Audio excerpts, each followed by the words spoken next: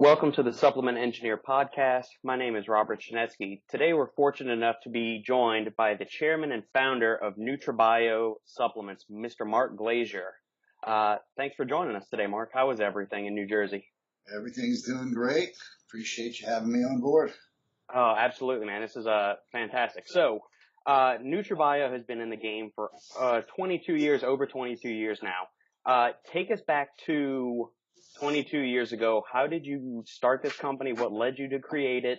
What were some of the founding ideals? I started back in 1996. I actually started prior to that, just not as a business. So I started in my old karate studios.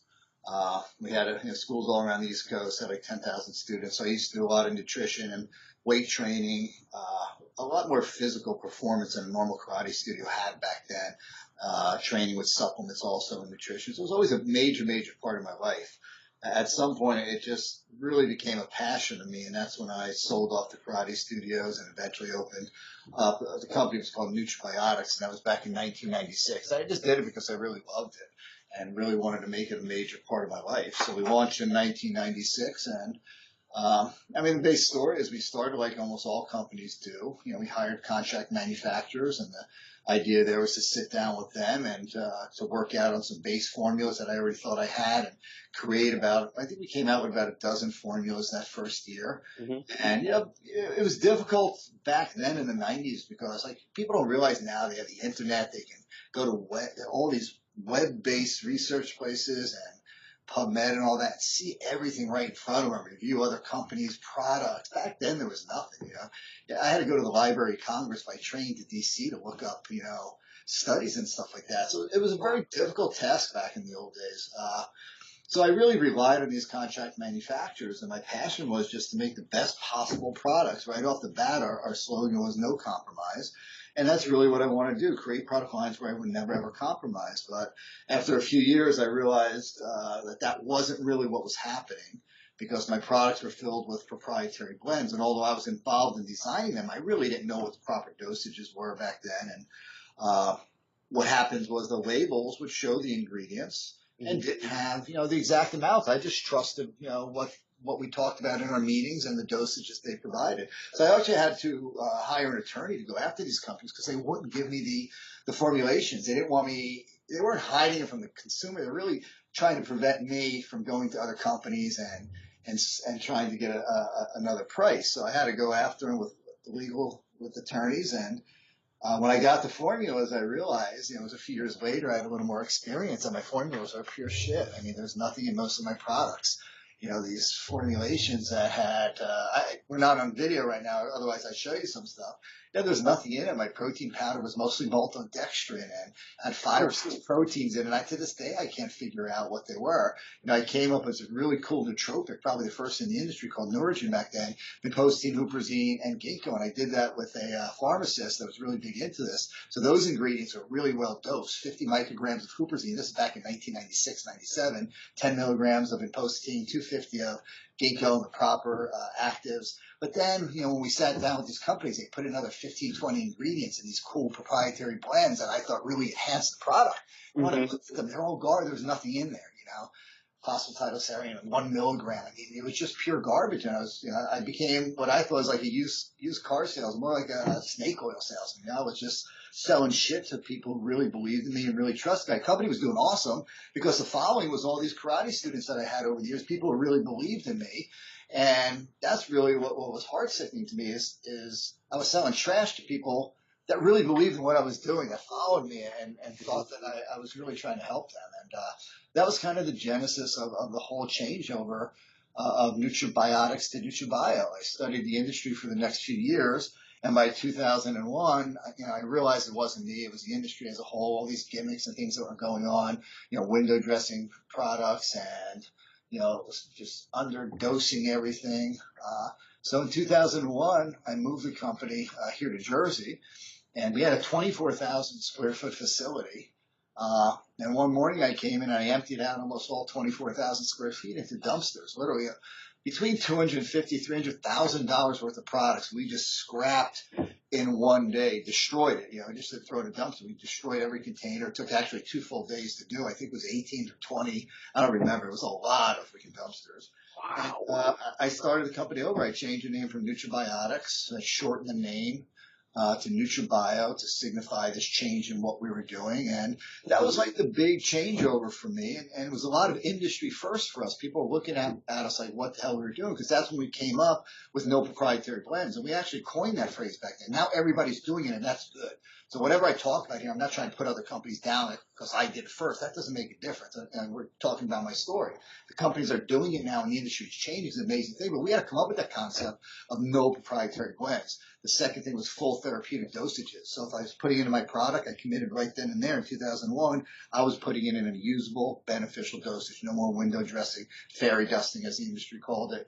The third thing was I took out every filler and every excipient. So max there, silicon dioxide, titanium dioxide, all of these chemicals that are used for manufacturing efficiencies. I just got rid of them. People think they're carcinogenic, they're toxins. Some say they aren't. I don't give a shit. I just took them out. I don't use them. I took out all the fillers, the maltodextrins, the creamers, the dextroses. I mean, some of these have benefits, like maltodextrin. If you can use it as a maltodextrin, it's an energy source, not in a protein powder just to fill the tub up. So, that's the big thing that I did. Four major things I committed to in 2001. No proprietary blends, full therapeutic dosages, no fillers or excipients in anything I was doing, and then to start manufacturing myself.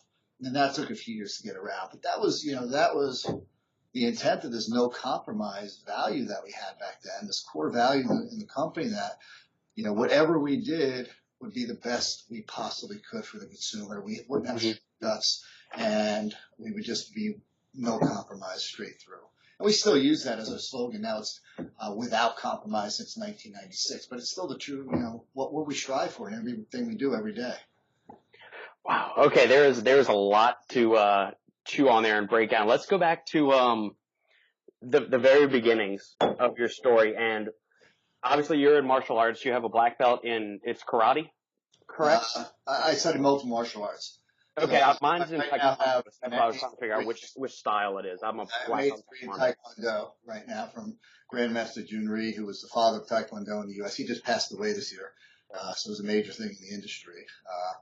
Studied under Jeff Smith, who's the first world full contact knockout karate champion, was my main instructor. So my martial arts schools were a combination of kickboxing, Muay Thai. Back then, eventually, we changed and added in other stuff, but that's basically what we did for all those years. Gotcha. And then you said you started introducing, and supplements were always part of your training and your teaching, and you would give them to your students. What kind of stuff were you using back then? Yeah, well, we actually had gyms in some of the schools too, which was like taboo in a martial arts school. But, all of our stuff was calisthenics and bodyweight stuff. And now it's normal. People are training from school to school, and they're going to different instructors and doing all kinds of shit, which is really cool. But back then, talking about nutrition and talking about lifting and stuff like that just was really not part of it. So we were doing a lot of protein powders back then. So I'd get these 50-pound bags of protein. And what started me in it was, I worked with fighters and getting them to try and make weight for fights and stuff. And my whole thought process was, why are you going to be 180 and then fight at 150, diet down to get into the ring and fight there, and then just get it back up in the ring? Train at the same weight you're going to fight at. That's how you can perform the best, because you're training at your maximum ability. You're fighting at maximum ability without doing all this dehydration stuff. So I started to get heavy into macronutrients and dieting and stuff like that. And protein powders and carbs and setting up macro micronutrients was the start of it. And then getting into some amino acids and stuff like that. So it wasn't very technical back then. Started to use creatine eventually and things like that. So that was like the big thing. I used to dole protein powders out of 50-pound bags to my guys. I imagine it was not as good as the protein powders of today taste 20-something years later. It wasn't flavored or anything. It was just, like calling up Land O'Lakes and getting a bunch of 50-pound bags delivered, and just it was pure whey protein ice. I think it was Land O'Lakes back then that we were eating. Unflavored whey protein. That's got to be god-awful tasting. I can only imagine. No, actually, it's not bad. I mean, kind of milky, I guess, or it's got a little bit of a milk taste to it. Yeah, not compared to a fermented leucine or something like that. So then we were doing multivitamins. I didn't make any of that stuff, but I would make suggestions of vitamins and minerals to do, and BCAAs and tablets. I think we were using back then, or amino tablets and stuff like that. So that was kind of the genesis of it all. A lot of reading of books. I did all these fad diets back then. Eat to Win, I remember, was one of the big diets I did. It was absolutely no fat diet for a year.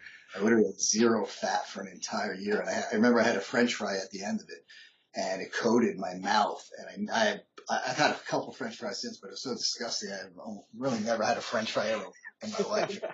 I mean, that diet was absolutely horrible, as with most of the diets that I've done my whole life, because I'm not really common sense and smart nutrition programs. But I just, it was always part of just experimenting, see what I can do, see how I can better myself. Mm.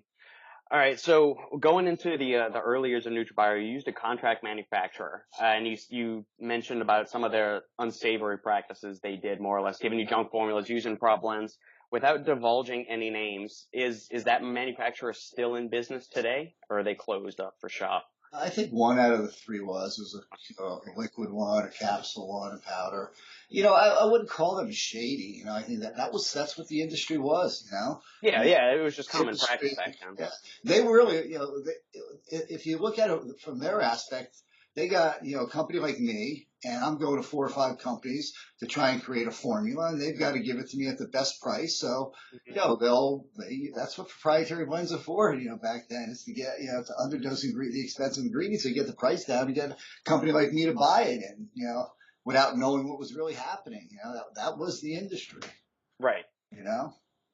And so moving, go ahead. Still is the industry, Yeah, there's still a tremendous amount of prop blends out there, pixie dusting ingredients, a lot of window dressing, and we're starting to trend towards the proper way of doing things with full doses, transparent labeling, and full disclosure. But it's still an uphill battle, as you're on the forefront of that, so you know that better than I do. Yeah, it is, but it's great now. There's so many products out there that I would even go and take and utilize, because they're just fully transparent. I can see what's in them. So the whole industry is changing right now. There's great companies out there. It's cool for the consumer. It's a great move forward for the consumer. And it's not going backwards. I mean, I'm getting fights every day, companies attacking me about prop blends. I see a little movement going back toward prop blends, and this little group of people attacking me on it. I think it's going to keep moving forward to more transparency, more honesty. The sports nutrition is a smaller part of the entire dietary supplement industry, and that whole industry is going towards this concept of clean labels, getting the chemicals out, non-GMOs, just cleaning everything up. And, this industry is part of the industry is following, because it's not just one segment like it was bodybuilders in the early years. Where the only key thing was to build more muscle, which you don't really care what you're doing. Now it's CrossFit. It's just weekend warriors by the millions who are in the gym 3-4 days a week. It's, martial artists. It's Spartan racers. It's everything. People are getting more educated. They're looking at labels. They want to know what they're putting in their body. It's a lot different right now, and it's just going to get better and better for the consumer if they keep fighting it. They keep demanding. Yeah, I would agree. Supply and demand, and if the consumers demand it, the industry will trend that way. But it's only going to change if the consumers start demanding better quality and more transparency from their products. Yeah, there's always going to be that customer that doesn't know and doesn't care. So there'll always be that manufacturer, that brand that's going to supply the shit to them. So you'll always have that. You'll never get rid of it. I couldn't agree more. Now, when you made the shift, you ditched the contract manufacturer, you dumped out the 20 bins worth of products that you had. How did you start building your manufacturing facility? What all goes into that? You should be on video now. Well, we started with just pure ingredients, so we really became a repackager, taking creatine and glutamine, putting it in a bottle, and selling that. Whey protein isolate, unflavored, selling that. And that's what I had. So I had that 24,000 square foot facility. I ended up closing it down and moving into I moved into my garage actually for a while. Yeah. And I just had nothing. All I had were bottles of creatine, I think, and glutamine, whey protein isolate, whey protein. I still had a few prop blend products like Nourigin. I still sold because those 3 base ingredients are so strong. All right, the other one were bullshit, but the formulas, vinpocetine, huperzine, and ginkgo. So I still sold some of that for a little bit longer so I could switch over. But that's how I started. I started with just the first. I didn't start manufacturing day one because I couldn't. So I just sold those few items that I had, and I kind of went from, I guess, as close to bankruptcy as you could be. I guess you really should have filed bankruptcy, but I really didn't have any debt, so it didn't pay.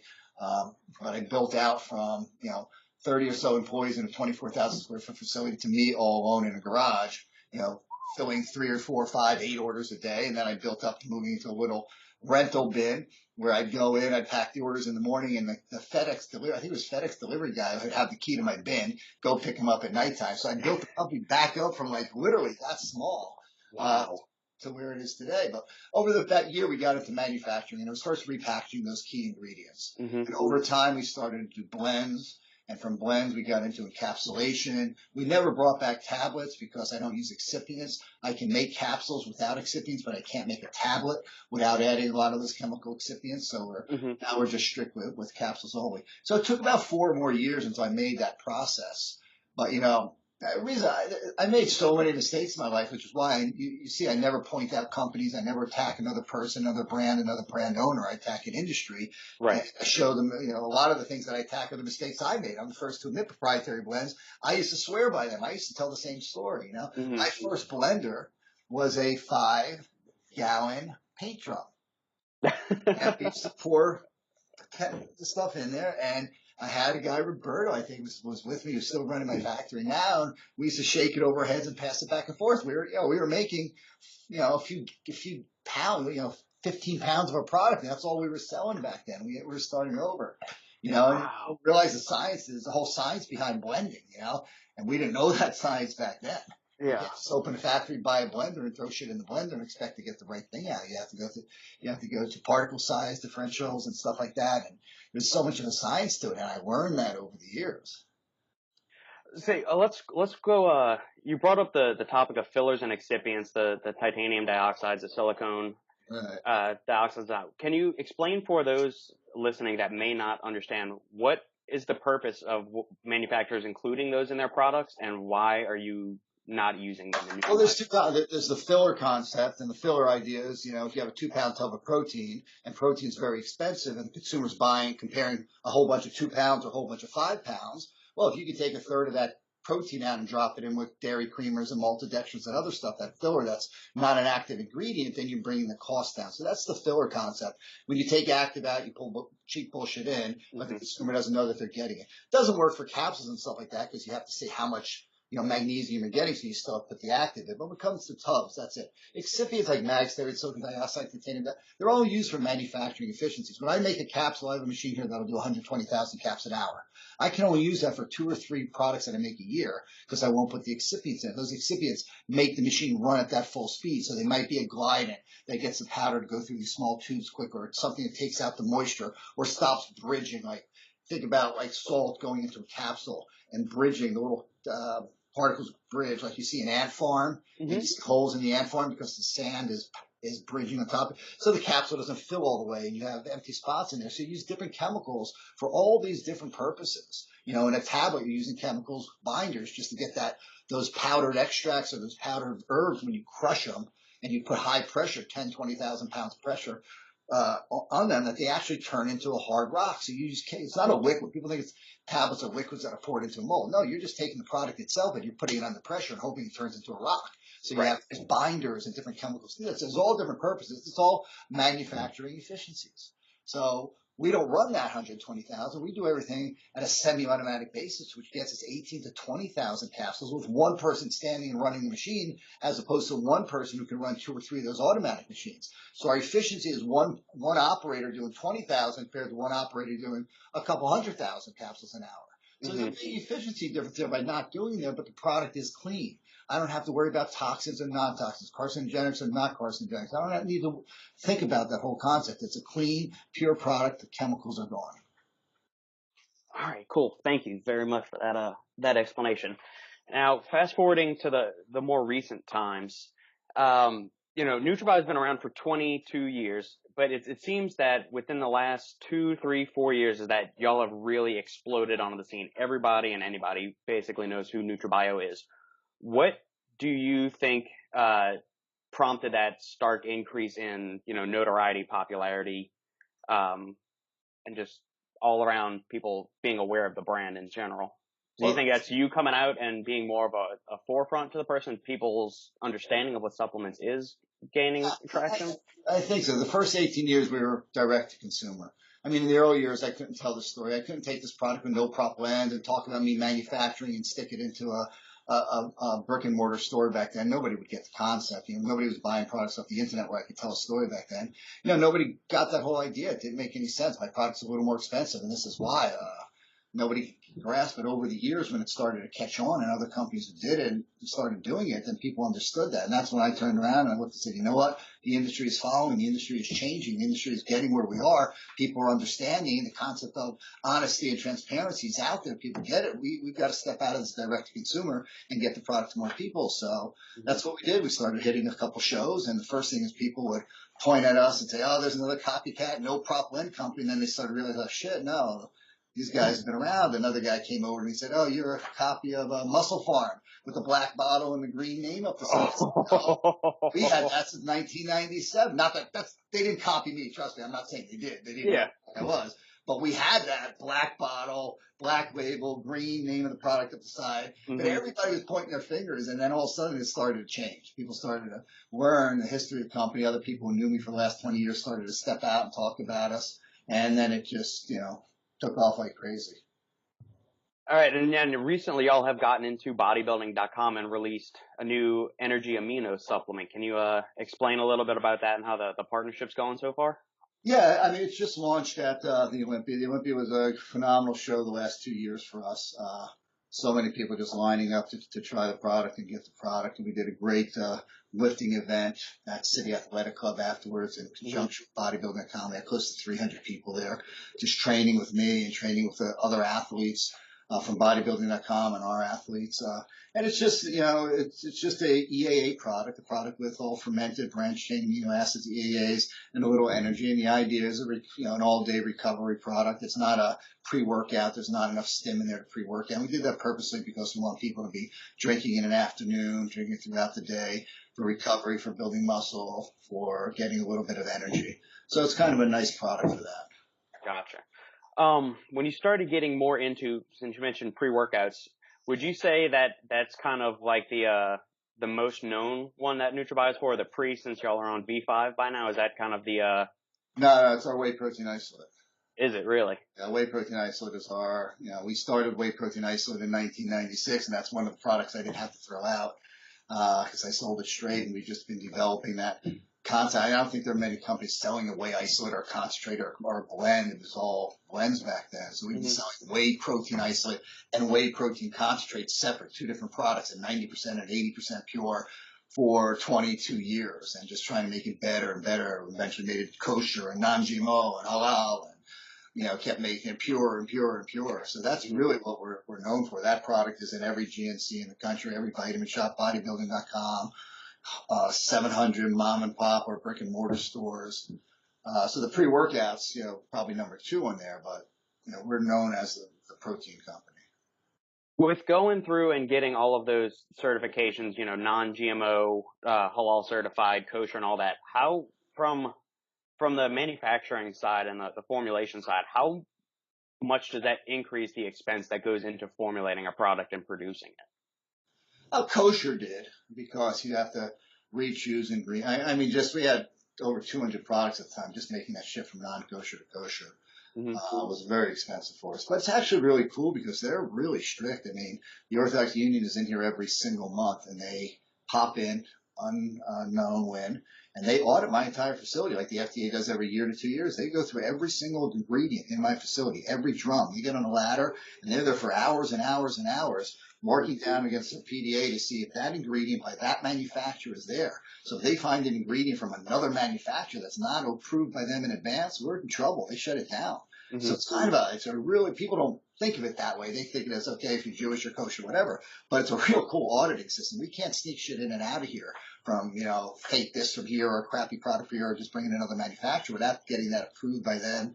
And, so that was really happened very early on, and that really set us in that mindset of control like that. Is that where you spend most of your time at during the work days, is on the manufacturing floor and kind of keeping QA/QC over everything? Not the whole day. I walk the floor multiple times a day. I'm out there for any issues throughout the day, so I'm always walking the floor. But I'm right here in this office. So we're not on video, but I have my mini lab in here. To the left of me, I have a screen with 16 cameras. I can see all my manufacturing going on. So yeah, I'm constantly on the floor. I'm constantly watching it. I have a QA team, I think 6 or 7. I have a PhD who runs the lab. She's the only one who can sign off on documents, but everything still comes to me for review to check, you know. So yeah, if you looked at me, I'd probably be like the anti-corporate guy as far as if I was on Shark Tank, they'd throw me off because yeah, a lot of my time, more than it should be, the majority of my time is spent on QA, QC, manufacturing, and that end of it, and not on marketing and that. So Well, we can show the video of this if you want to. And I was gonna say, what is the cocktail of compounds and tubs behind you? well, over here I've got a blender, which you can't see, but I can show you in a moment. This we're actually formulating a new product. I can't say what it is. So me and Michael, one of my flavor formula, not one of them, my only flavor formulator. I've been in here like 10 hours a day for the last couple of days trying to come up with. I'm working on the formula for the product, the ingredients, throwing it at him, and then he's got to reformulate it with the flavor because I throw something that tastes like total shit and I won't take it out. He's got that's what this mess is right here right now. And actually, I made him clean it a little before we came because it was a disaster. But we're reformulating a product now that's going to launch in the next couple of months. I'm really going to be proud of. Reformulating. Interesting. Okay. So this is not a lab where we do testing or anything. This is Right. This is my playroom. Yeah, your personal chemistry set to tinker with. Right.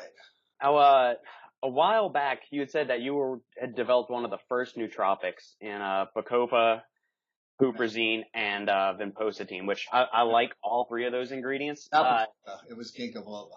Ginkgo. That's it. Is there any prospects of a nootropic coming out from NutraBio anytime soon? Yeah, we've been working on it for the last year or so. I'm pretty sure, and I was talking to a couple people in the industry from Twin Labs the other day, and they said they agreed with me that they didn't have one even before us. So it was in the early days, I think 97, end of 96 it launched. It was a really good product. Came huge in the golf community. Because I had pros and semi-pros all over the country working on it, because halfway through a golf game, they'd lose their focus. Nobody ever thought about taking something that would get them through, 18 and then 36 holes. And that really took off in that area. The bodybuilding area, it didn't really take off so big. Nobody was really thinking of it. But it disappeared after a while when we stopped doing tablets. And I didn't bring it back. And now it's a huge, huge, huge rage in the industry. And it should be. It should really be. I mean, there's so much you can do with increasing focus, increasing concentration, other than just the caffeine stim section of it, So I can't talk about what we're doing, but it's coming out soon, and we're gonna have a lot of fun with it. Excellent. Can you say if it's a pill or a powder? Or a capsule or a powder? It's going to be a capsule and a powder, yeah. So, both of them. It's going to be both of them. Yeah. Awesome. Okay, well, yeah, I love nootropics. That's kind of my baby, the thing that gets me the most excited, I think, about just dietary supplements in general. And I love the fact that more companies are starting to include them within pre-workouts or just making productivity supplements and nootropic supplements. I think part of it is that our understanding of neuroscience has evolved, but I think also companies are looking for something to kind of mimic and simulate the effects that stimulants like DMAA or DMHA used to provide, but since those aren't really found in abundance anymore or at all in pre-workouts, I think they're turning to nootropics now. Mm-hmm.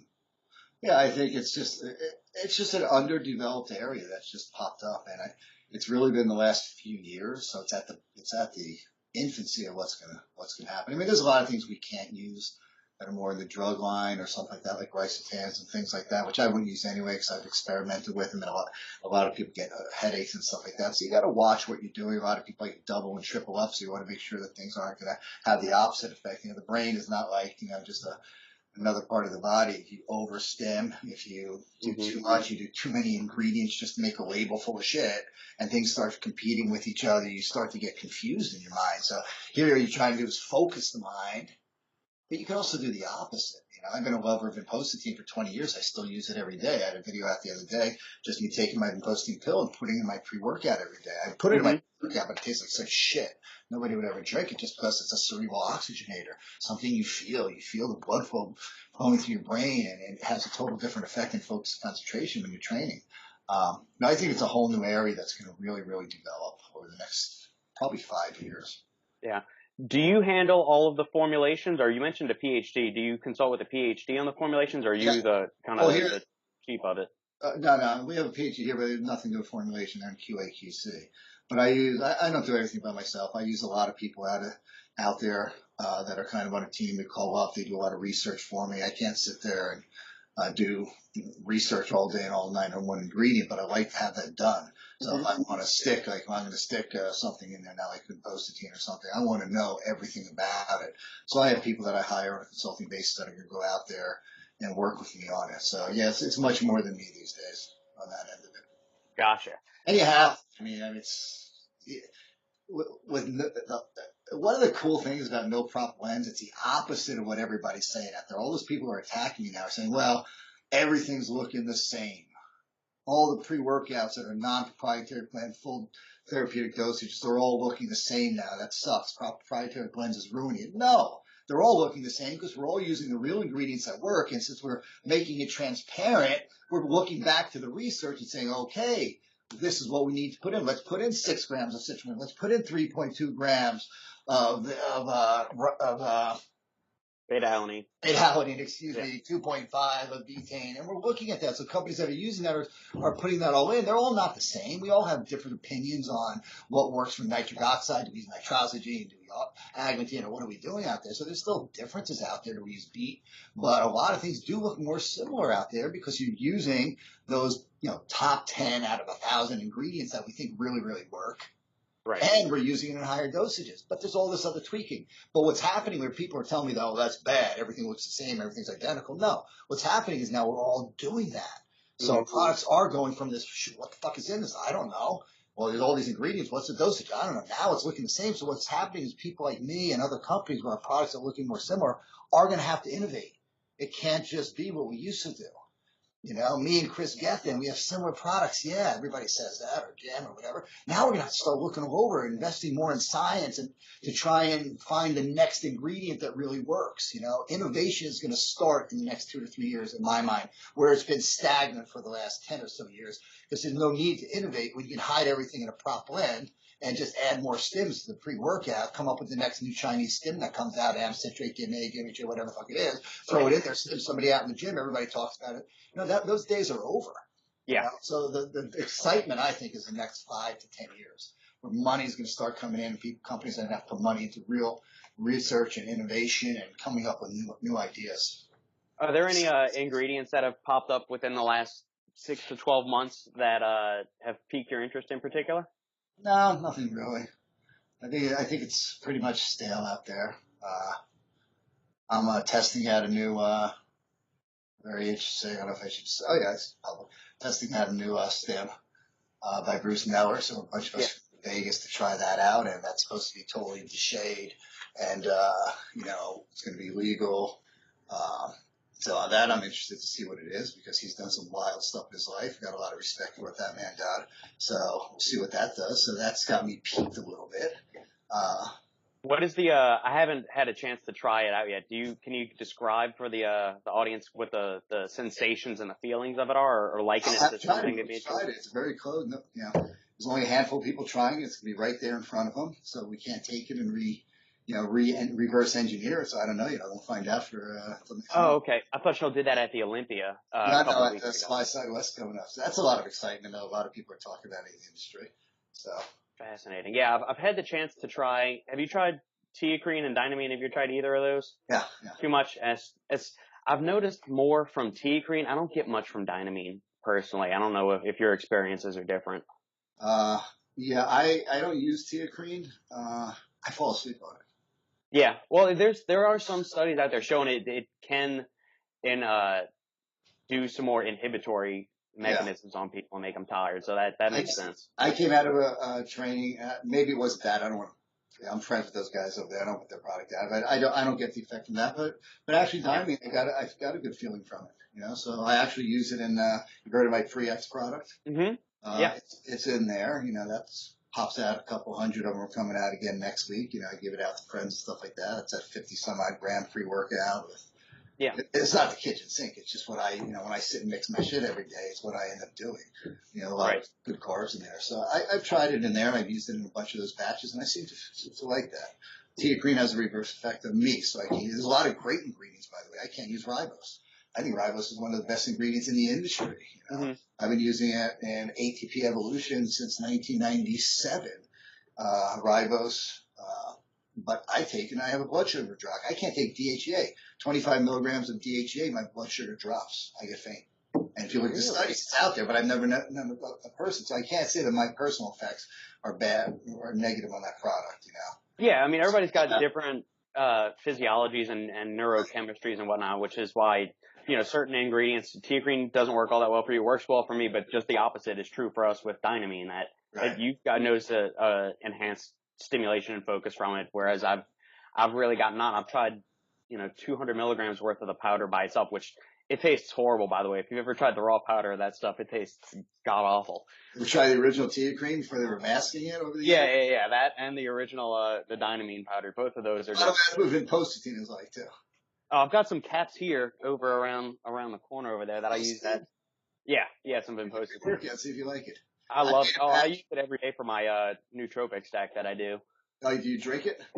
No. I just pop the capsule, or sometimes in the pre-workout I'll toss it in there. I broke my rule one day. I decided, okay, put vinpocetine in the pre-workout. This was like 6-7 years ago. I threw 10 milligrams in without taste testing it. We made 1,200 kilos of it, undrinkable. Nobody would drink it. It was bitter, chemical taste at everybody. So I said, don't worry about it. Make another batch with nothing in it and mix them together. 5 milligrams is still okay. Well, 5 milligrams screwed up. So now I add 2,400 kilos of garbage. I used myself until it turned hard as a rock, and then we threw it out. So I made a big mistake with that. We're trying to microencapsulate it now and get it in, because I just love the product. I mean, the FDA was trying to get rid of it for a while, but it's pretty much a shading product, in our opinion. Yeah, and I remember that and Picamelon or Picamilon, however you say it. I'm not even sure how to say it. Both of those got the kibosh by the FDA a couple of years ago. Is vinpocetine back kind of cleared? The FDA went after Picatropin, Picamillion, and everybody from GNC and the Vitamin Shop automatically jumped on that and said we don't want it in the facility, so everybody took it out. We had it in our pre-workout, and it wasn't that important to me to do that fight. Vinpocetine has been a fight since the FDA is not going after it. They kind of slowed down on that. I think it was just thrown in with the Picamillion, but it's been out and really was approved. I think that's the wrong word, approved. It was allowed many, many years ago, so you really can't go back after you're allowing it. So that's the big fight there, and I don't think vinpocetine is going to go away. Yeah, I hope not. I really like it, and I wish more products would include it. So I'm sure that's going to probably be in your nootropic product whenever it's come out. It's just knowing your personal affinity for it and whatnot. Yeah, it'll be back in my pre-workout soon too. So a pre-V6 will be on the horizon as well. Yeah. Cool. What is new as far as, so you've done some work you've gone up and testified on Capitol Hill and whatnot. Can you discuss what you've done as far as trying to improve industry awareness and regulations and whatnot, and kind of tightening the reins on that? Well, yeah, there's a couple things. There's a lot of stuff that's going on out there that people should be aware of.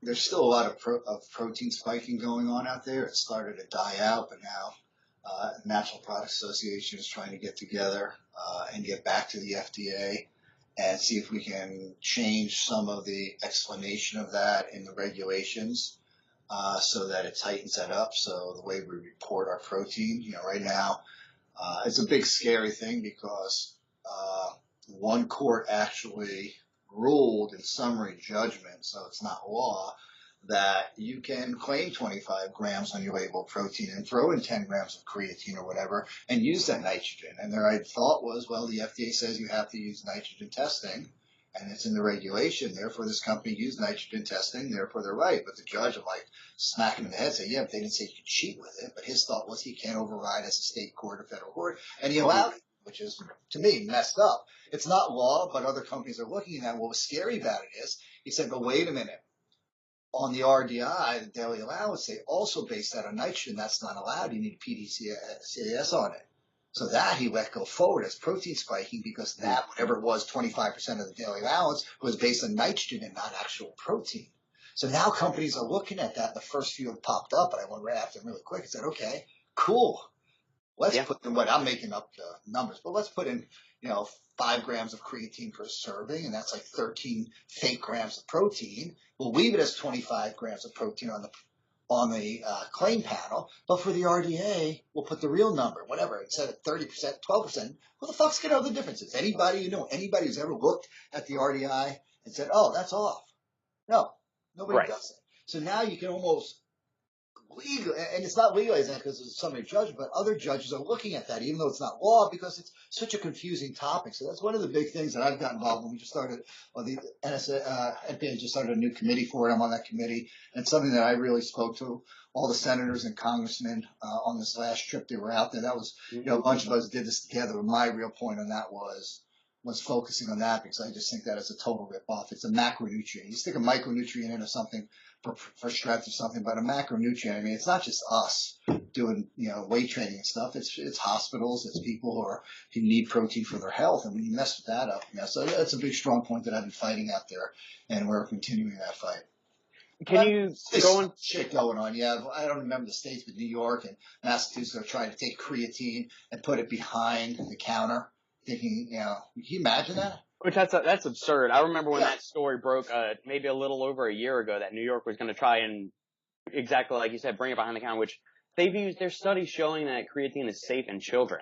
Yeah, let's take the most studied, safest product in history for bodybuilders and weight training. Let's make that the one that looks the worst and stick it behind the counter. And ridiculous. It's absurd. So yeah, never mind. We'll keep all the pre-workouts and all the other stim powders and crack powders out for everybody to use. But so there's a lot of stuff, these small things, hundreds of things like this that are being fought out there that hopefully other companies and organizations get involved with, because if it goes unchecked, these things just pass and people think, well, oh, that one was stopped. It's stopped by organizations out there, in our industry that are fighting it and stopping it, and people are involved in it. And there's hundreds of things like that going on there. Can you discuss a little bit more in detail about how companies can kind of trick the system or cheat the testing when it gets to protein spiking, and go into more about the nitrogen tests versus the PDAX? Yeah, I mean, it's simple. The way to test for protein worldwide, it's the same everywhere, for not our industry, for just about every industry, is to test for nitrogen. And then you convert it through a factor. It's called the Jones factor for what type of protein it is. And that conversion factor basically takes out non-protein nitrogen. So early on, it's an old test, but 40, 50 years ago, it was off a little because there's things that have non-protein nitrogen in. So now you can adjust for that. So you take if I take a formula, of my protein, I send it to a lab and I say, this is a whey protein. They're going to test it. They're going to take the nitrogen, they're going to convert it with a Jones factor, I think it's 6.32, and that'll give me the conversion to protein. But if I throw creatine monohydrate in there and I don't tell them, there's no way for them to know. How are they going to know? They're not going to test. I'm not paying them to test them for 800 different ingredients that might be in there, so they don't know. I tell what's a dairy protein. I put in 5 grams of creatine monohydrate. The conversion factor for creatine monohydrate as a dairy protein, I think, is 2.7. So 2.7 times its own weight. So what is that? 5 grams would be like 13 grams of protein. Mm-hmm. So you have you get back from this lab, a third-party independent lab, a statement, a C of A that says protein 25 grams. However, 13 grams of that 25 was based on the nitrogen in creatine monohydrate. Creatine monohydrate is not a protein. It's not proteogenic. No. It's not even an amino acid. It's made from amino acids, but it's not proteogenic in any way. So it's a scam. I mean, creatine is great. I love the product. Right. Give it to me. Put it in a protein if you want. It's terrific. I don't like to put in protein because protein is dependent on weight and what you're trying to do, and creatine is not so dependent. You might get too much or too little. Mm-hmm. But, don't put it in there instead of the protein. Glycine, taurine, and all these companies that are going on this other FDA thing where there's a regulation that says you cannot use individual amino acids in the count for your protein unless it's added to the protein. So they're saying, okay, well, here's my tub of protein. I now pour in glycine. It's not by itself anymore. So a tub of glycine, they're saying, oh, no, you can't call that protein. But you want to put that glycine into your tub of protein. Well, because the regulation is very vague, we're trying to change that. Say, no, you can't do that. Because glycine, poured into a tub of protein doesn't make it protein. And taurine and creatine are the biggest ones. They're not even amino acids. They're not proteogenic. They don't do anything. So it's a total scam. So that's what companies are doing. And it's not just the aminos that they're doing. Now the idea is, what else can we use? What can we do that people aren't looking for? Caffeine has it in there. You just can't use enough caffeine to spike it with, But now the industry is looking for new ingredients where people aren't going to see a red flag show up that's going to spike that up and nobody's going to notice. So. Interesting. I mean, arginine you see on a lot. Arginine is more expensive, right? Right. But arginine as an ingredient than creatine, but arginine also has a 270% upswing in caffeine. But when you look at creatine is cheaper than an isolate. So it's 3 times multiple and half the price. It's a 6 times multiple. You go to taurine has a 3 times multiple in price. So that's what people don't realize. It's not they're doing it because these ingredients are so cheap. And a lot of them are 150, 200, 300 times more nitrogen. So you have this multiple effect where you're taking the cost of that 2-pound tub by $4 down. At the same time, your protein is going up. The label looks better. Yeah. Protein ratio looks better. It looks like a better protein, and it costs them $4 or $5 cheaper to make. Right. And it's the perfect scam. Yeah, and the consumer's getting robbed, and they have no clue what's going on. And look at all the class action suits where the companies, no, that's legal. It's an amino acid. I can throw it in there. That's their fight. They're not fighting that they didn't do it. They're fighting that it's legal. Well, the consumer should say, well, good. Legal or not, I don't give a fuck. Don't put it in my product or don't count it in my protein. We need consumer advocates. We need consumers to start saying, we don't want this. Yeah. Have you seen any kind of consumer advocacy groups popping up that the listeners could maybe start subscribing to or looking for to see that are kind of holding some of these companies accountable? Yeah, I would say no, because the majority of the advocacy groups are just troll companies that are suing everybody for the hell of it to make money, and it's a big problem in the industry. And everybody has a product that's called natural now is getting sued, because how do you know whether it's natural or not? If you synthesize something, it's not natural, of course, but if you have maltodextrin or something and you do a slight thing to it, they're saying it's not natural and suing companies. The companies are out there suing because somebody's 2-pound tub is only filled to here, So there's trolls out there saying, well, it's not full. Well, it's not full. We're selling it by weight. So, everybody's getting sued for everything right now. So a lot of these advocacy groups are fake advocacy groups. I shouldn't say that because now they're all going to come after me. And one did recently because I did do that. So, but I'm going to be putting up very shortly a bunch of websites and phone lines where you can go in and you can contact your senators and congressmen, put your name on lists for a lot of these issues that are having. Most of these are done by the Natural Products Association, so they do have a lot of different ways that you can make a difference by just signing onto these things and sending letters that they're writing, helping you write to your senators and congressmen are the ones who make some of these decisions. So that was supposed to go up a few weeks ago. I just did not get it up. So I like on that stuff. Well, yeah, recently, I guess it's not as recent now, but y'all launched that entire section on your website where you can go back, consumers can actually go and check the batch records, the test records from the supplements that they buy. How long was that in development before it actually landed? Well, it was done for years. We just never actually published it. So we've been testing like that for years, and then one day we're like, well, we got all this shit. Why don't we just put it up? Like we've been testing raw ingredients for years. Our idea is hopefully you can pull that up, and there's all the ingredients, see the test result for the finished product, click on the ingredient and see the test for it's all there. It's just building it. But the problem we ran into was a lot of the lab. We started publishing them, and then a lot of the labs said, no, you can't put our published data up there. And the reason that was happening is because people were then taking their product over the last few years, sending it through lab and testing, and then putting that one test of one lot on their website and using that as certification. But it was only one lot, and now all of a sudden it looked like that particular company was certifying that they were making label claim when it was only one lot one time ever, where we were doing a single lot. So we had to change up a number of our labs. We had to make deals with the labs to start doing, so that slowed us down.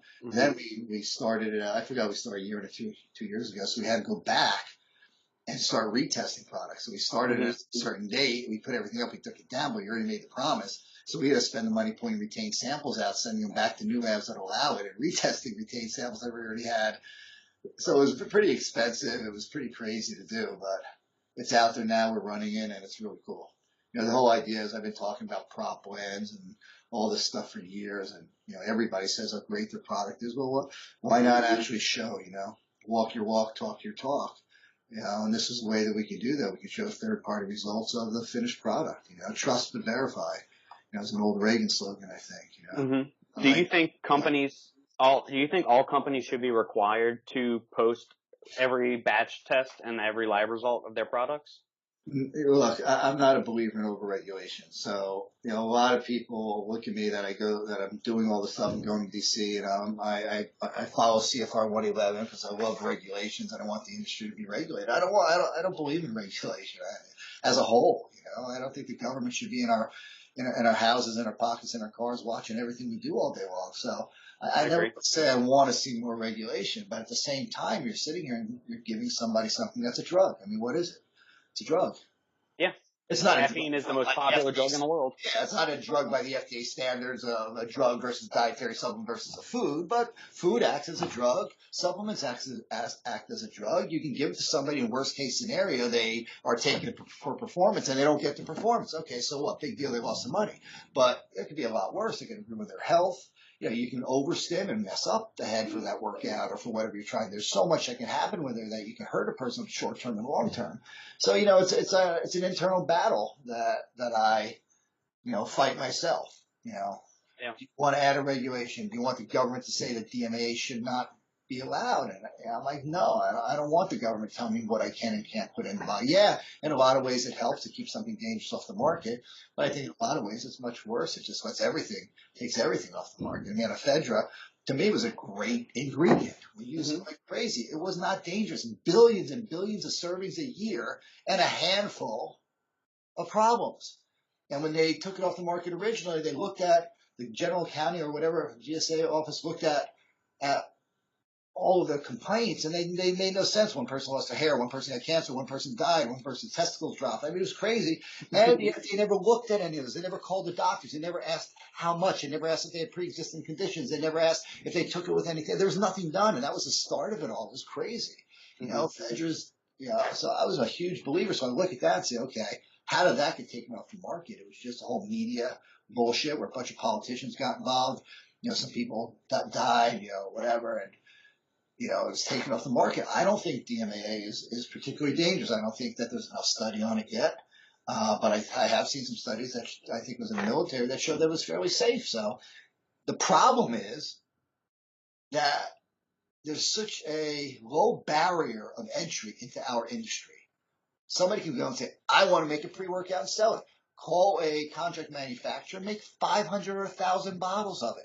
And now what they do is in contract manufacturing, nobody gives a shit what they're putting in there. So they say, okay, let's take DMA and let's put 60 milligrams. No, this company has 60. Let's make it 100. No, they have 100. Let's make it 120. Let's make it 200. Let's throw caffeine. We have 300 caffeine. Well, that company has 400. Let's put 600. Let's put 800. You start putting amp citrate in and doubling the dosage. Nobody knows what the fuck the dosage for amp citrate is because it's never been looked at. It just came over from China. That's gone now. But you throw that in and you throw this and you start increasing. And you look out there at some of these no-name pre-workouts 2 or 3 years ago, and they're like, holy shit, 600 milligrams of caffeine, 100, 200 milligrams of DMAA, and amp citrate thrown in there. Like, what? You know, this is going to kill somebody. That's my big issue with some of these things. So, yeah, I'm torn. I've always been torn between regulation and non-regulation. Yeah, speaking to the overdosing of stuff, I remember trying, it must have been a year and a half ago now, tried a pre-workout that had 60 milligrams of 1,3-DMAA and 60 milligrams of 1,4-DMAA. So it was advertising itself as 120 milligrams of DMAA.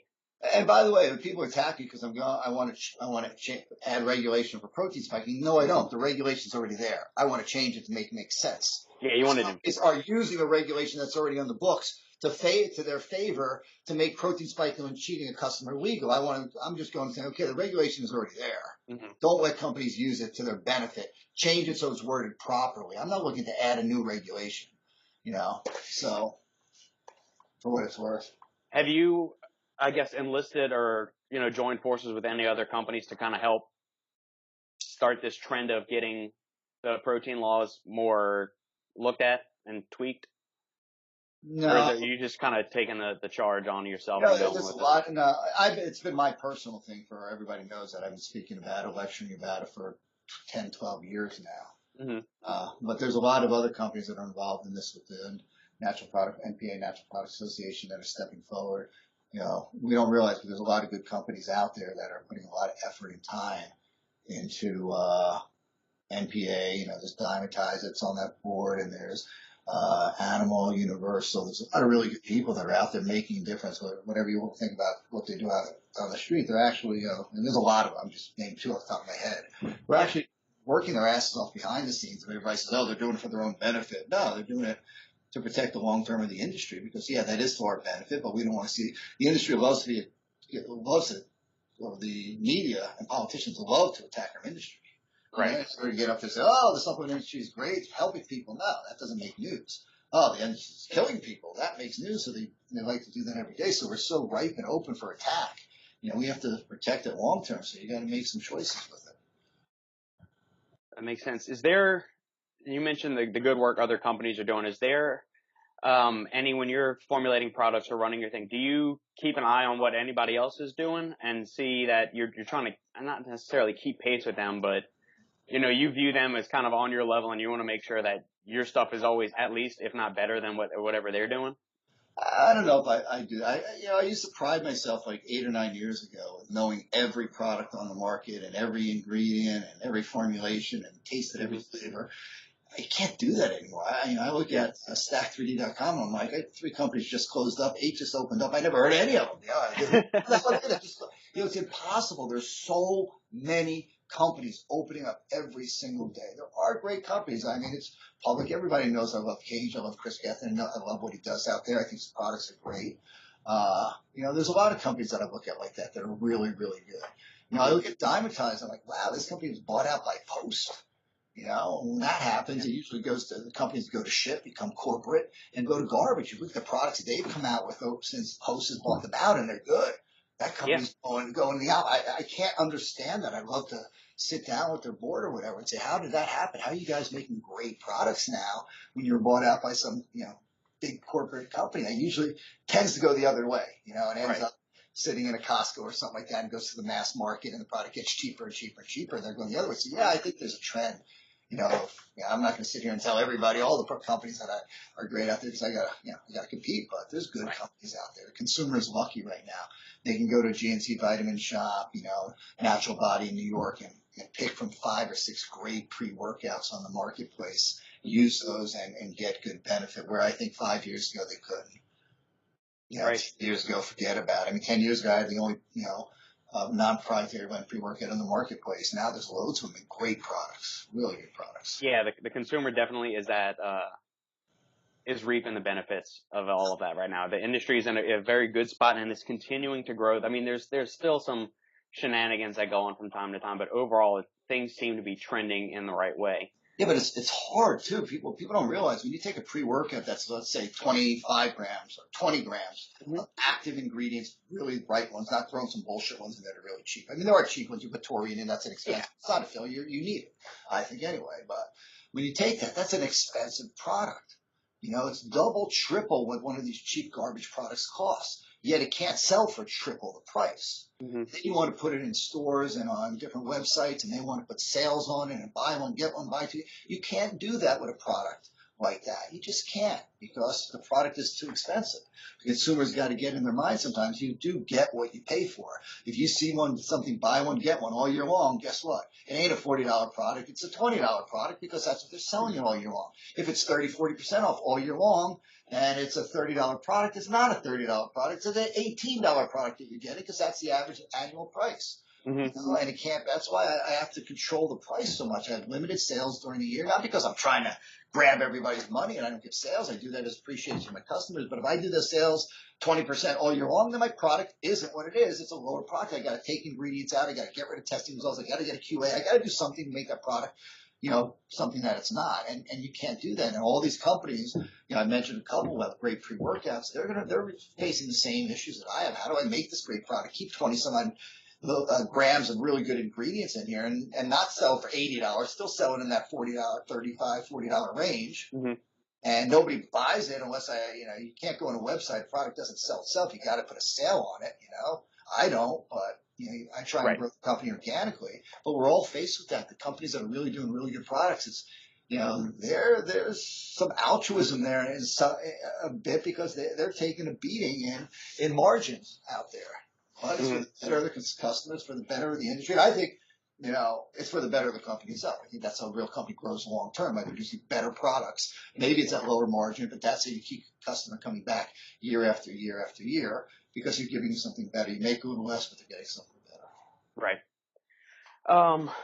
See, going forward, it's now NutraBio, just from my personal experience of stuff I've tried over the years, is that flavoring hasn't always been the highest priority, but flavoring is definitely what can separate one company from another these days. Now, y'all have been coming up a long way considering from the very first time I tried NutraBio Pre-Extreme back in 2015 to where it is now. The flavor has improved substantially.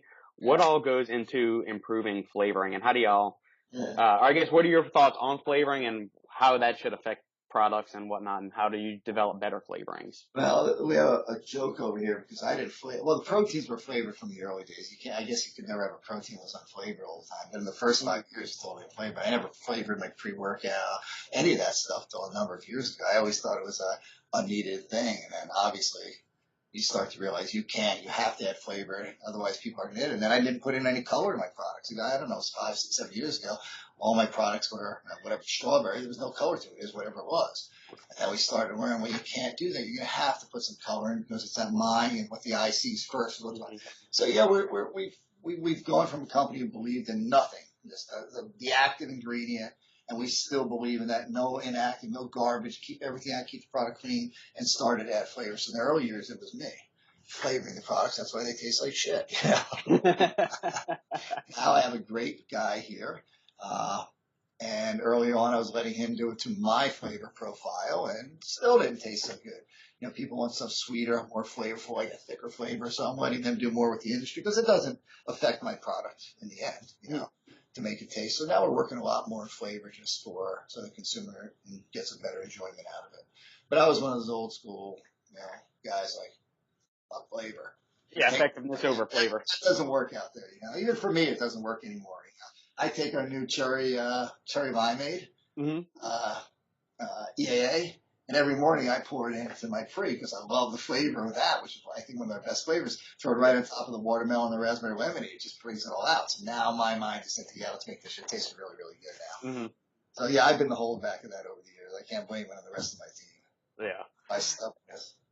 Is there one product in your arsenal of stuff that you're the most proud of?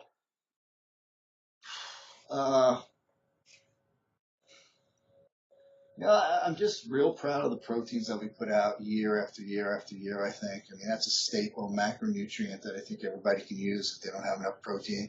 Now, I'm not a believer that just more and more protein. I'm not trying to sell you more and more protein, but I think a lot of us who train and work out don't get it when we need it.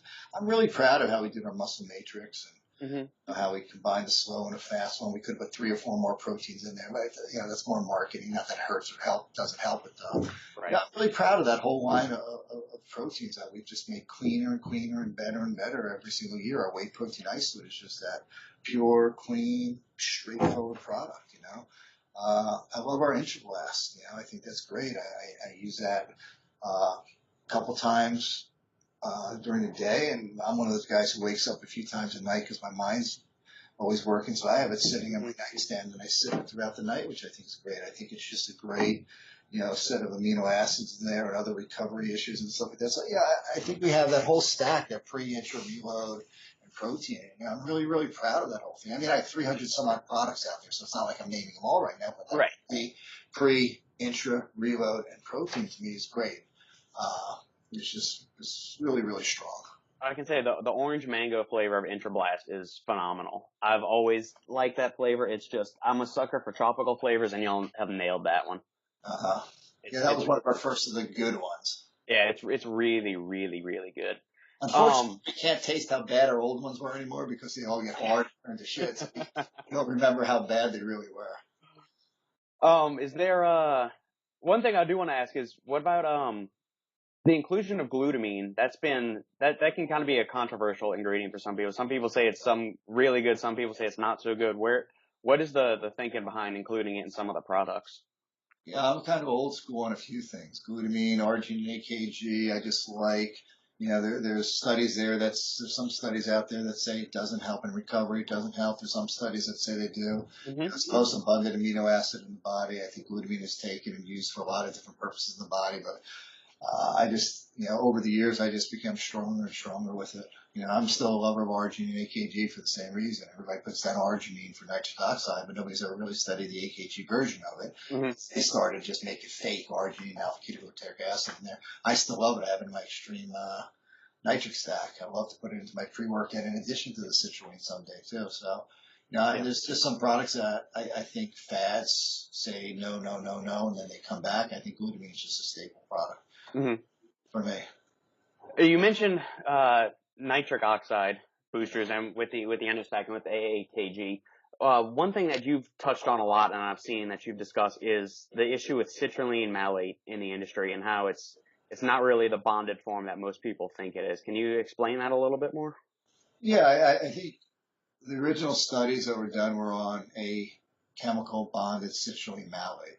Uh, citrulline is a great product. There's studies on citrulline and citrulline malate. I believe in it tremendously, but what's happened over the years is they stopped manufacturing it. So what Chinese companies were doing to save a lot of money is just taking citrulline, throwing it in a blender with malic acid. Hmm. And technically, it doesn't really make a difference because it's a salt that disassociates immediately once it hits water. Hmm. So you take citrulline malate, and once you put it in water, it should separate anyway into citrulline and malic acid. Right. But the concept of just fooling people and companies, well, when I found out, I used citrulline malate for years and years, and we had a company that was making it for us.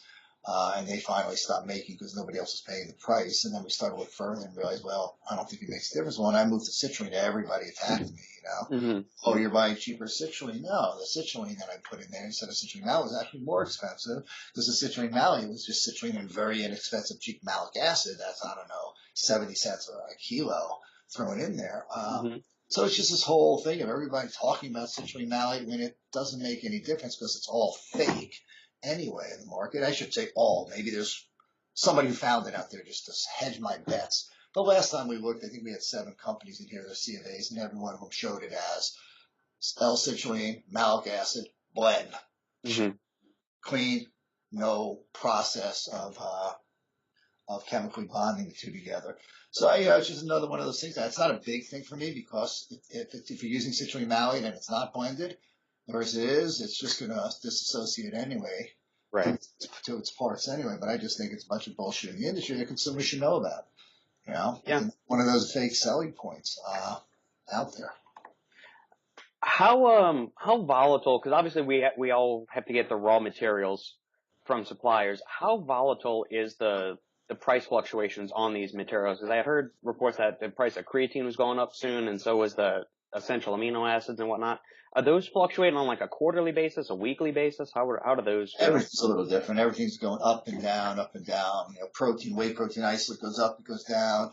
Concentrate, it makes it very hard because some of these ingredients can go up 20, 30, 40%. And you got a pre-workout there, and all of a sudden leucine's gone up 30%, I think. I don't know off the top of my head, like 30% in the last year. And I'm heavy in leucine in all my products. What am I going to do? Increase the price? I haven't increased the price at all.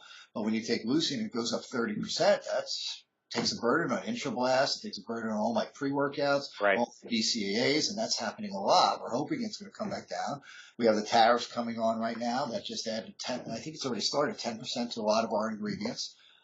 I'm not passing that burden on to my consumer.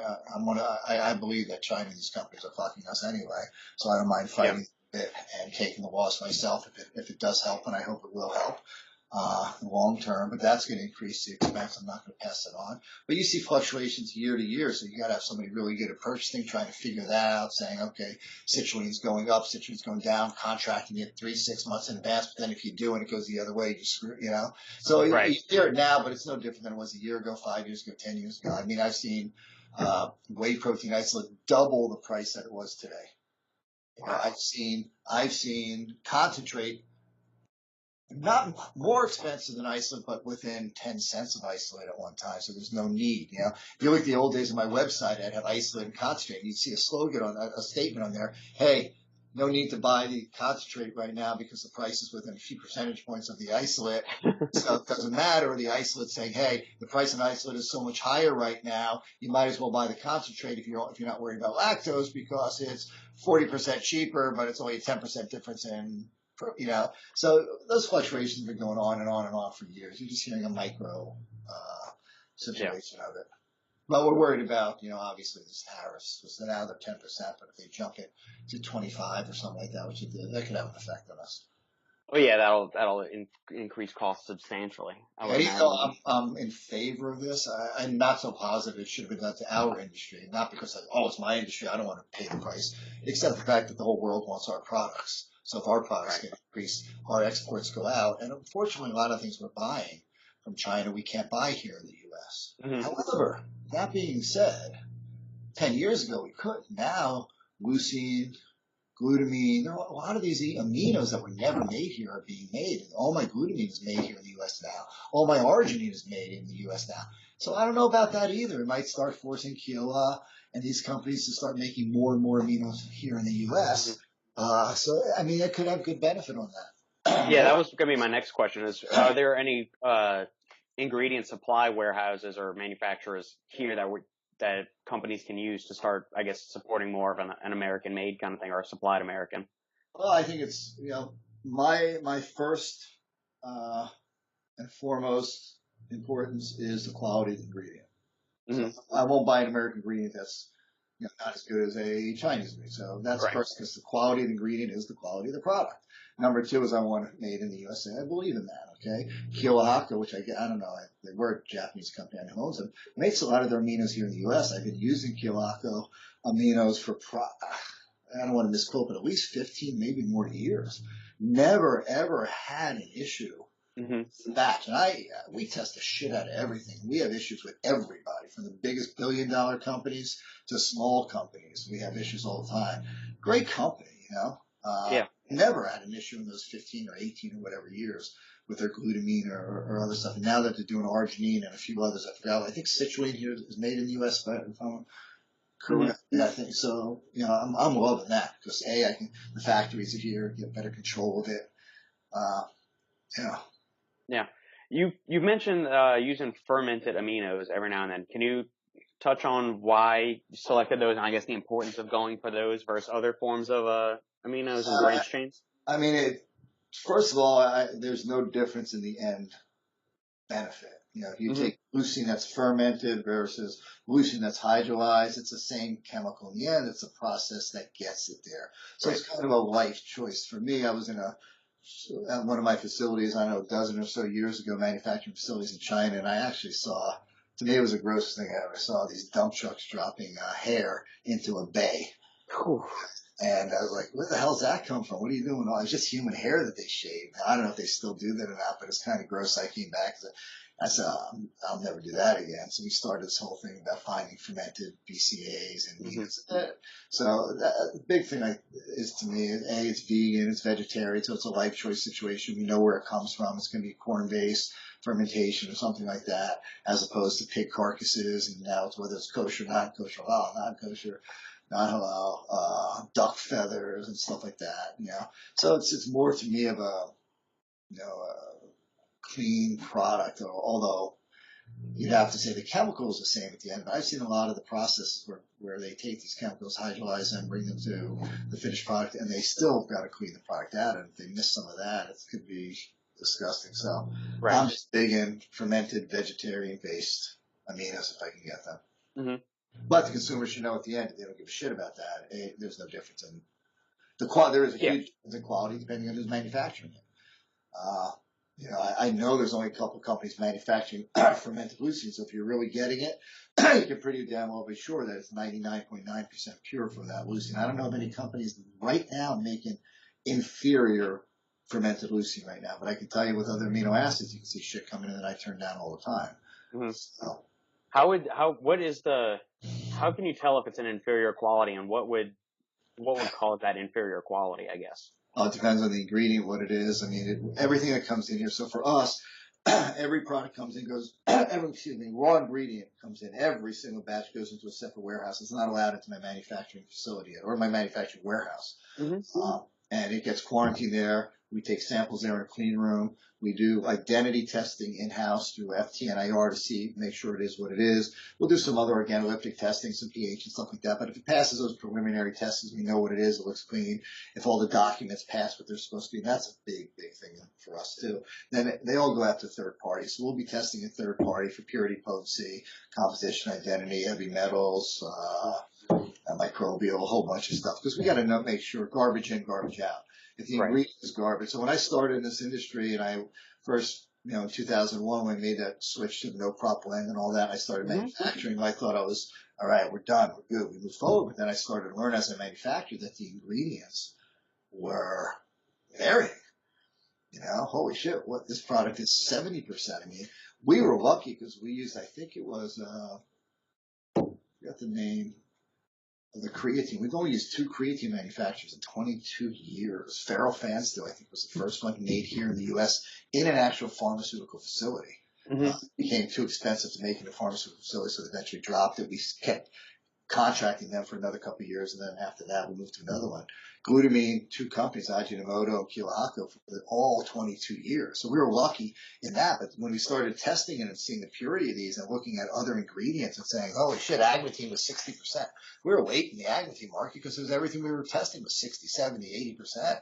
Now it's 99, now it's pure. Like, what the hell, what's in this? Oh, I don't know. That's just well, no. I mean, if it's an herb, the extract I'm looking for is at 3%, I understand the rest of it is tea. It's a green tea, hopefully. If this is supposed to be leucine and it's at 89%, what the fuck is the other 11%? Creatine is creatinine and other, I forgot the chemical that was in there back then. So you got to test, you got to make sure it is what it is. And it's not just testing that one batch. I mean, I told the story a couple times, and it's just on top of my head. We tested leucine, came in, and it was a half a truckload. I don't remember what it was. And passed here, sent it up to third party, 99.9, whatever, pure. Everything's passing. The lab is going to test it. But while it's going to pass, and while it's going out there, we're taking samples of the individual drums and putting it through FTNIR here to make sure those drums were all the same.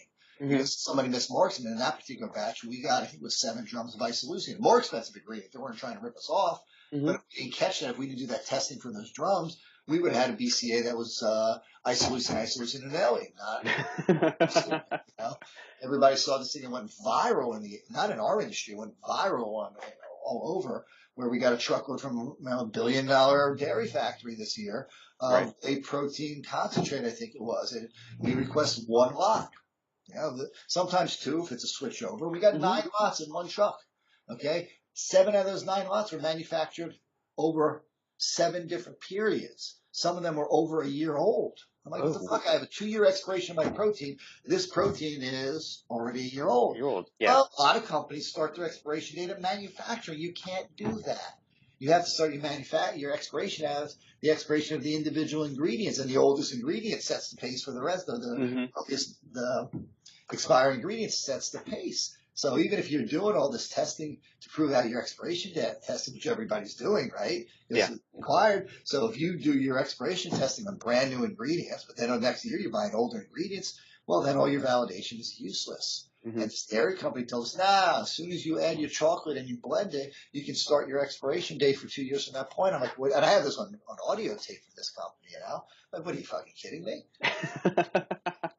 No, this is standard in the industry. So no, we sat there. The product that we were going to launch that was like 3 months behind. I had no room in my warehouse to get rid of this shit and bring in new stuff. I haven't had Maca on the market. I think it's been back ordered for 3 months now because every single sample that we tested failed from every manufacturer. Maybe it was a bad crop in a part of the world. We don't know, but everything was failing or something. The last batch that came in, the C of A didn't match the specification, the heavy metal. So the microbials were over. I'm like, well, what the hell? They brought it to me. They won't pass it. They're just showing me that they're failing it. I said, well, the company's in wherever it was, India or whatever. No, not India, wherever they're, Peru. Okay. Call the company, get their C of A over here. Let's make sure. C of A came from them. Now I have 2 C of A's, one from the importer and one from the manufacturer that don't match. Same lot number, same logo. The page looks a little different. 2 different specifications. Yeah. This one matches the certification. We got it right from Peru. This one doesn't. I'm like, what the fuck is this vendor doing to us here? Yeah. The vendor, didn't give us a C of A. We know the game. They made up the C of A. Now, wow, that's shady. Okay, so the product is good because we went to the manufacturer. But now, how do we know that that's the product the manufacturer sent them? How do we know he didn't run out of it or he's not buying cheap shit here? Because these companies will go to a manufacturer, buy really good stuff, import it into the U.S., have all the C of A's for it, buy cheap crap somewhere else, and then transfer. We were in an investigation with the FDA. We actually had the criminal division of the FDA come into our facility. They raided our facility, basically. I hate to say that, but gun badges and stuff like that, because a company called Raw Deal here in New Jersey had sold $50 million of raw ingredients to the marketplace. Raw ingredients, so I don't know what that converts to in finished product, 50 million worth. I think it was, yes, 50 million. And everything was coming out at 99% maltodextrin or wheatgrass filler or something like that, So, and I don't know the exact story, I don't want to get sued, but from what I was told by an agent is they closed them down, this company down, but they couldn't get them criminally for fraud because there's no GMPs, there's no CFR regulations for them or for the manufacturer. It's all on us finished products, so they just had a C of A. The C of A matched the product, and it wasn't their fault. They didn't have to test it. Yeah. So they came in here thinking that, they got us. We're the scapegoat. And why? Because we failed like 15 or 20 of their products. And our lab we had a PhD running the lab. His letters are going back and forth. Fail, third-party test. They looked at that, thought we used it anyway. So they came here, okay, we're getting this guy. Well, I don't know if they couldn't get anybody else, but they didn't get us because after spending a couple of days here and investigating, we tested every single product. We told them it failed. We shipped it back to them. We had to prove to them we shipped it back. We had to show them the credits. We had to show them the shipping documents and manifest them all. We proved all of that. So we were fine, but then they subpoenaed all those records because now the product was shipped back to them. They now had proof that this guy actually sold a bad product because we gave him third party and he resold it. From what we were told, resold it. The guy did go to jail, and the guy, I think it was a $3 million fine on it. So we're battling these ingredient issues every single day. It's one of the biggest battles I have. Forget prop blends and protein spike. Once you get all that shit under control, you just want to make a good product. You work to get a good formula, a good flavor, and you're doing all this stuff. You're still fighting every day for these ingredients coming in. And a company can be GMP, and you just do the bare minimum if you want to get by, and you can still lose a lot of this. I'm hoping there's a lot of companies that are doing the same thing. I mean, we literally have to take pictures of C of A's to make sure they match what they should look like. Containers that come in, we take pictures of the labels to make sure it's the same so it's not just a testing, because we want to make sure even if this creatine mono that we've been using for all these years tests at 99.98, we want to make sure it's not somebody else's creatine that we didn't qualify. They didn't run out of it and throw back, a new sticker. So this is a battle. Day in and day out. IP6 we've had off the market for, 10 years. We're looking at it again now. Not maybe, 5, 6 years because we couldn't find it in the industry. Big seller for us. So we have these problems, and I'd rather tell my customer, sorry, Maca is not here. We don't have it for you. Rather than cheat and give them something that didn't prove that. Now, I could have sold that to them. The spec was still safe. The microbials were off, but they were nowhere near any dangerous thing. They're well within a normal specification. But to me, when I see that the vendor is selling me something and the specs don't match the C of A and another C of A is different from that C of A, then I have to start saying, what's going on here?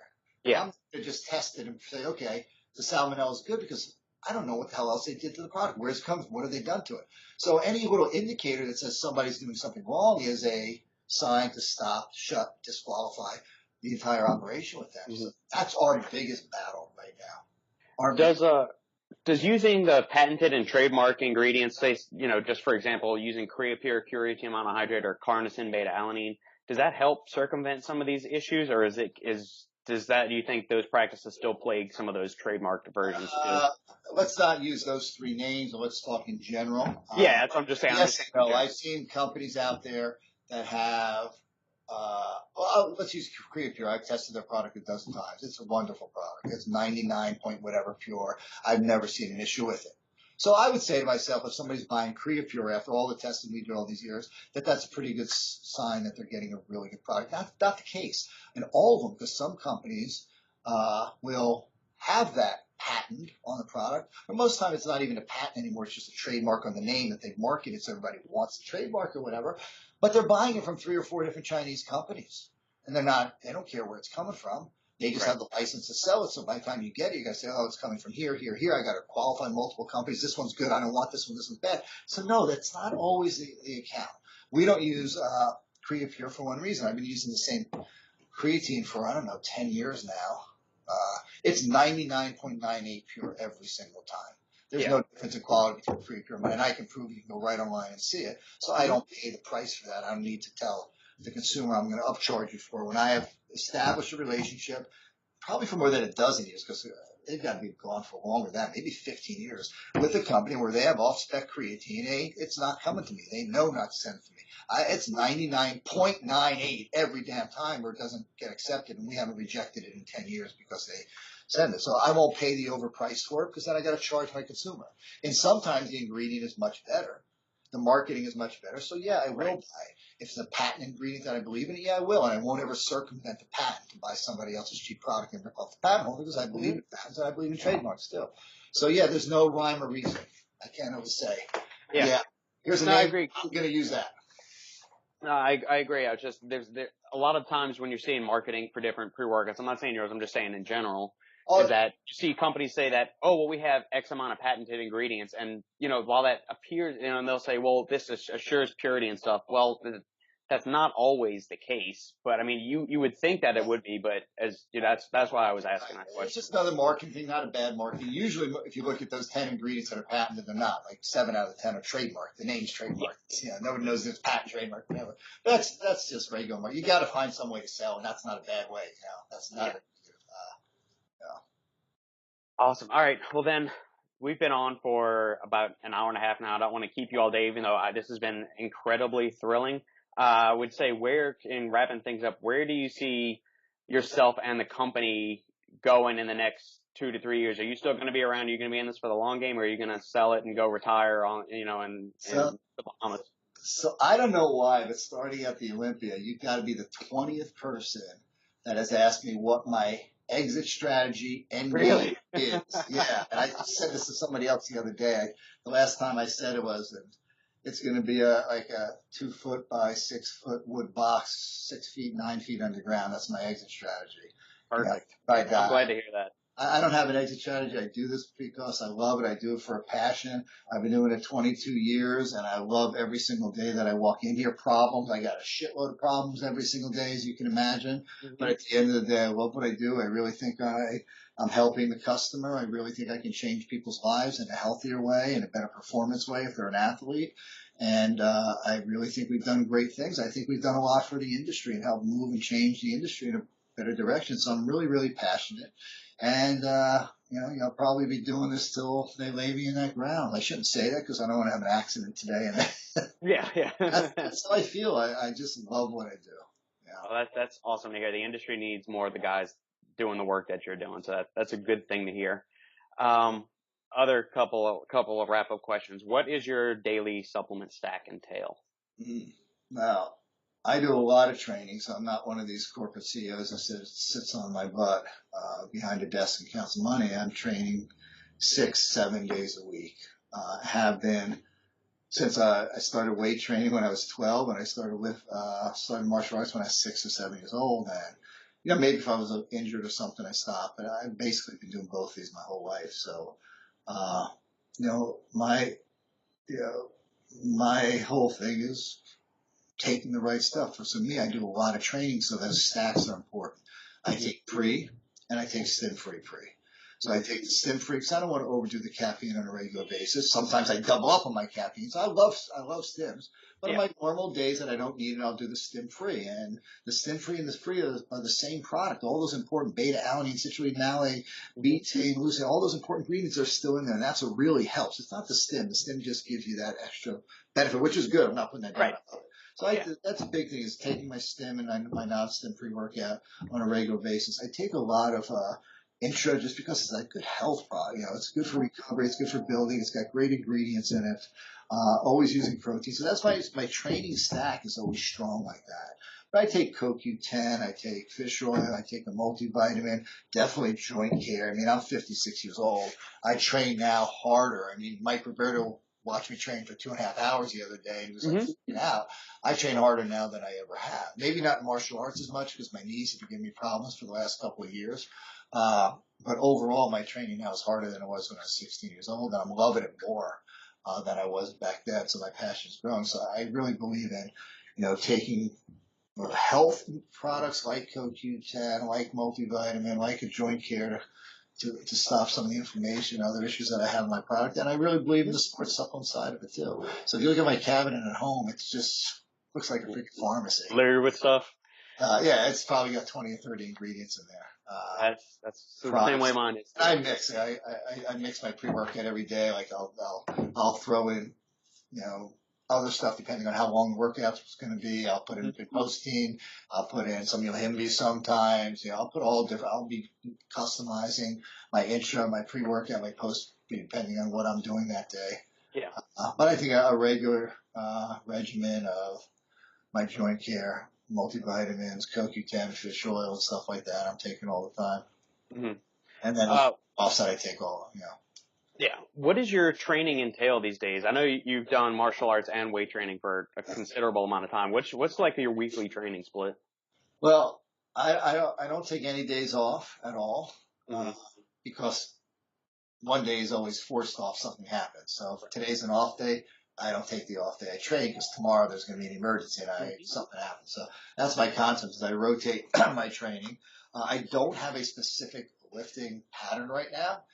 And the reason for that is I just messing it up, man. This morning I trained chest and tries instead of chest and buys, just to play around with what's going on in my body. After all these years and following so many different other people's routines and great routines and stuff, I'm just having a blast in the gym. I go in the gym that morning and I could be going heavier weight, but I don't go real heavy weight anymore. But I go heavy weight, I could be sitting there doing high reps today. So for me, that's just the phase I'm in right now for the last 6 months. It's mixing up low reps with high reps one day, totally changing, the chest from today till tomorrow or next week, totally different exercise. I'm just trying to hit things in so many different ways, and that's just where I am right now. And in 6 months, it'll be totally different. Usually martial arts, I'm training probably 4 to 5 days a week. Right now, it's mostly bag work, but I've had to take off a bit of that because I hyperextended my knee and I messed it up about a month or so ago.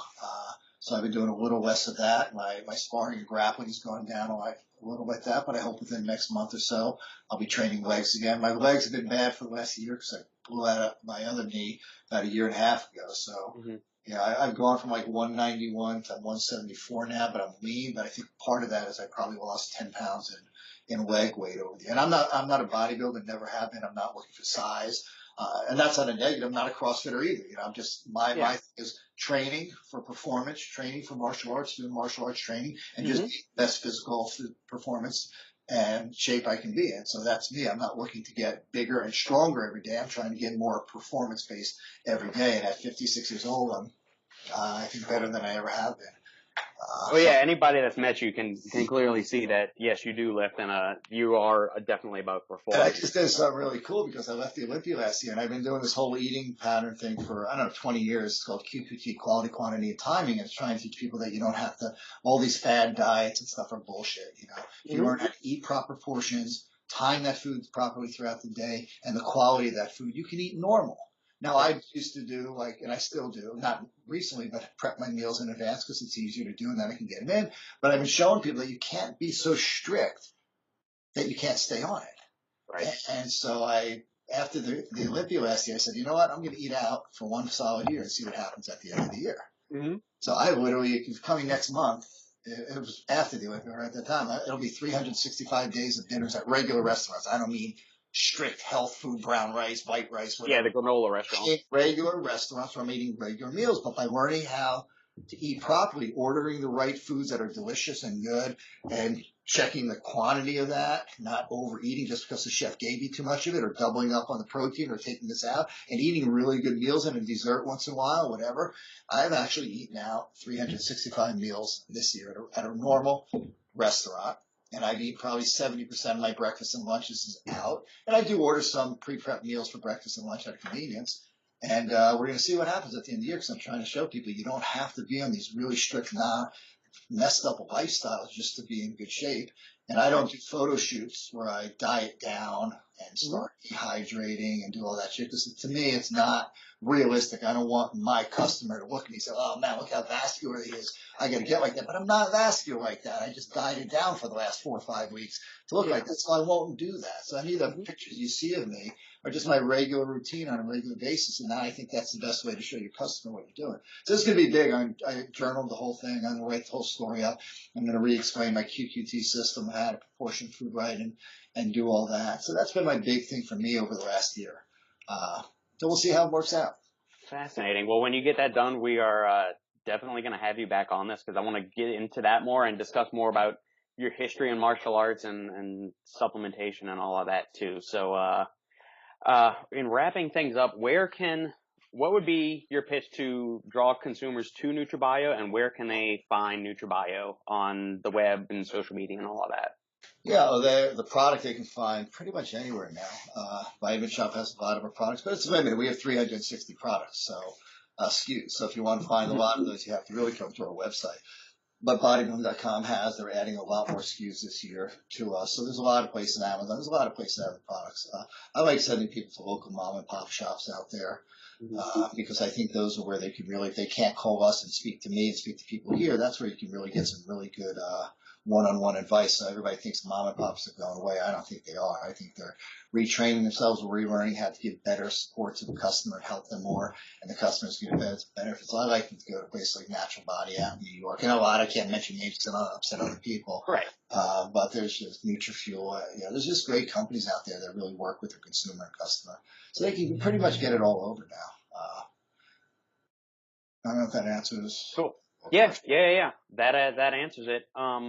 There's one product a person should try their first time going out for NutraBio. What should it be? Workout or health? Let's go. Let's do both. For health, I would say Ultra Joint Care. Okay. It's a product that we've literally launched, 18 years ago, and bettered it. It's got the standard glucose joint MSM, which, once the joint's bad, you can't really, those aren't going to rebuild it. So those help prevent future. Then, we have herbal anti-inflammatories like COX-2 inhibitors and stuff like that that can help in stuff. I can't say help in pain, otherwise regulatory will come after this. May support. I just think it's a phenomenal product. I use it every day, especially with the amount of training that I do and the amount of martial arts I've done over the year and motocross that I've done over the years and everything that I've done that just messes up my body. I mean, I'm into health. I love what I do, and I'm into better performance, but I'm not the most graceful person at all the things I do. So I've hurt my body in many ways. I just think it's an amazing product. For sports end of it, I would say Intrablast is really cool. I wouldn't say a pre, because not everybody needs a pre or a protein, right? But Intrablast is just something every single person can use throughout the day, once or twice a day, just to give great BCA, and just a great product, I think. Cool. All right, Mark. Well, thank you so much for your time. You've been incredibly generous with it. This was a blast, and we're definitely going to do this again. So we'd love to have you back. Yeah, I think we lost people about an hour and a half ago. It's a long one, huh? Oh yeah, it was. But man, I loved every second of it. There was not a dull moment in it. All right, Robert. I wish you the best of luck with what you're doing now, man. You've been great in the industry. That we've known you for the last year or two. Really getting out there and telling people what's going on. So I hope you continue doing that. I think this industry needs people like you. I appreciate it, Mark. Thanks, man. All right, brother. Take care.